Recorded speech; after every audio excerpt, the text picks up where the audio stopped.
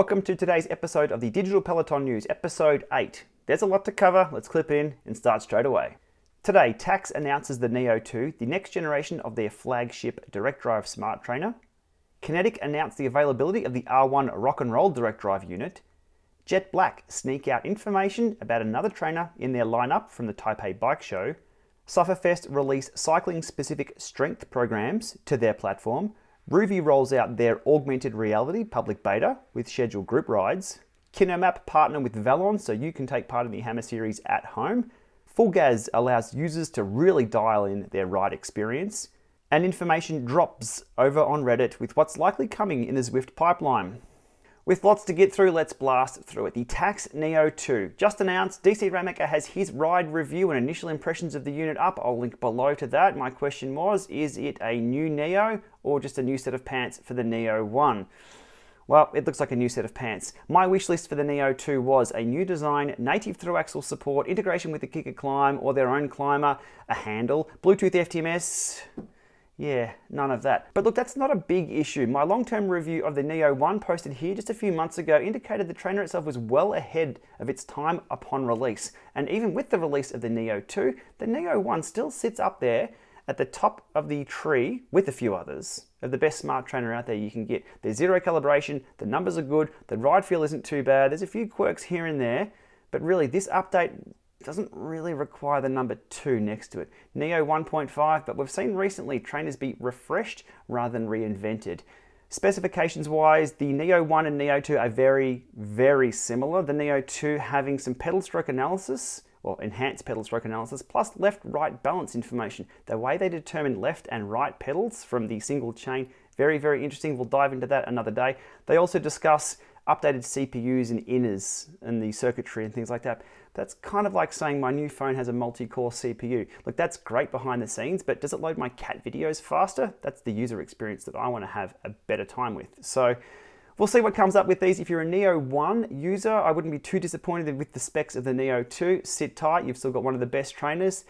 But yeah, more on this soon when we get one here in the Llama Lab, which will make Tacx nervous, but that's what makes the Llama Lab test so special. For now, DC Ramecker's links are below.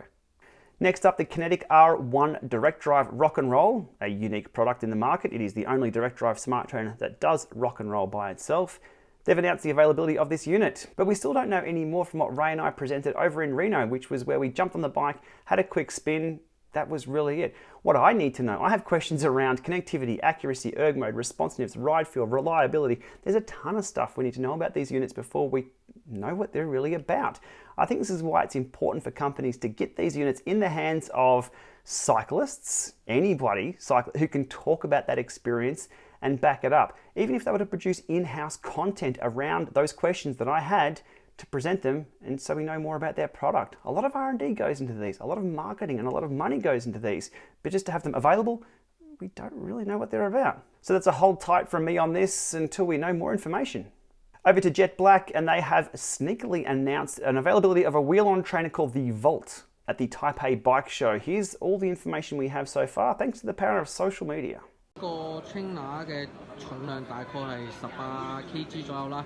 另外就係好講啦，頭先之前講咗，佢嗰個咧安裝同拆咧都好人性化嘅。譬如啦，咁首先你拆嗰時咧，佢下邊有個掣嘅，將佢 release 咗，係一個開關啦。呢個就藍牙連接啦，呢個就 Ep8 連接嘅。咁係好簡單，好似傳統嗰啲JetBlack 嘅smart trainer一樣。So no further information than just what we've seen there. I do think there is room in this market for a cheap, accurate and easy to use wheel-on smart trainer. Did JetBlack have the solution with the Volt? Stay tuned, we'll find out. That's the hardware wrap. Over to the software side of things now. Sufferfest today announced the addition of cycling-specific strength training as part of their offering. So that now adds to their platform. They have bike, yoga, mental toughness, and now off-the-bike strength programs. Links below of them discussing their 24-week program on that. Very interesting to see these platforms and these software services branching out into other ways, offering value above and beyond what they're traditionally known for. Good stuff. Next up on the software side of things, Rouvy's Augmented Reality, where they do the overlay of those videos that you ride with the virtual avatars overlaid. Very, very interesting stuff. The public beta has now launched live. They're now doing group rides as well. Again, this is what it's all about. We did see it at Interbike. We did see it over at Eurobike prior to that. You can now see it at home. Links below to check it out. A few weeks ago, Kinomap partnered with Velon, so you can now ride the Hammer series indoors from the comfort, well, not really comfort, it's going to be painful, but from your own home on the indoor smart trainer. They're filming every Hammer series around the world and releasing those courses. So you can ride, you can join a team, you can use it as training, you can earn points, earn prizes. It's all there. Again, links below. Something closer to home for me, Aussie-based FulGaz have announced a real huge swag bag, a musette bag maybe, of options for you to customize the ride experience indoors. The ride experience itself is something that's missed a lot in reviews. We see tech sheets, we see does it work, yes or no, and we see price tags, but you rarely see things about the ride feel and the ride experience. That's something that's very, very important to me, because if the trainer doesn't feel right, doesn't feel like riding outside, it doesn't really gel for me. Anyway, what Mike has released is a video discussing all the advanced options he's released last week. Just a quick overview of that. They now have a trainer difficulty setting, or the trainer slider setting for the gradients, similar to Zwift. That's now in program. I won't call it game, I'll call it program. They do have AMP Plus power meter rebroadcast via the kicker, so kind of like the power match that is enabled in the kicker itself, but you can do that within the program. It's kind of handy if you're using something like Apple TV. They have passive mode for FulGaz, so if you just want to use FulGaz for the visuals, where you just ride along a video, you can use something like Zwift training programs or Trainer Road to control the erg mode of your trainer, and FulGaz just uses your power meter. Again, just escapism, so you can just ride some roads while getting your training done. There's also power options for scaling your smart trainer. If the power's a little bit out, they can scale that back and forward. And these are all optional advanced settings, so it's not mandatory where you log in and have to be a PhD in electronics to know what you're actually setting. If you want to set these and tweak your ride experience, you can. If you don't need to do that, then you can just jump on and ride. Pretty cool, good update. Again, links below to that. And no video from me would be complete without a discussion of Zwift. Over on Reddit here, somebody has pulled out some very interesting information. Let's have a look at what's here and what may be in the pipeline. What they've listed here is over on Zwift Hype Facebook, somebody has posted some data mined text from the latest update. I'll link back to the word data mined in a sec. So what it says here is within game, or within the binaries of Zwift, it does state that we have converted percent S, so variable existing experience points, to variable Dropz, D-R-O-P-Z. Please visit the new Zwift shop. Okay, so we have two things there. We have Dropz, so experience points appear to be now converting into Dropz, and they have a Zwift shop to purchase items for your ride. Ride on and earn more Dropz to unlock items to purchase. Interesting stuff. And they've also got there, not enough drops, keep riding to earn more.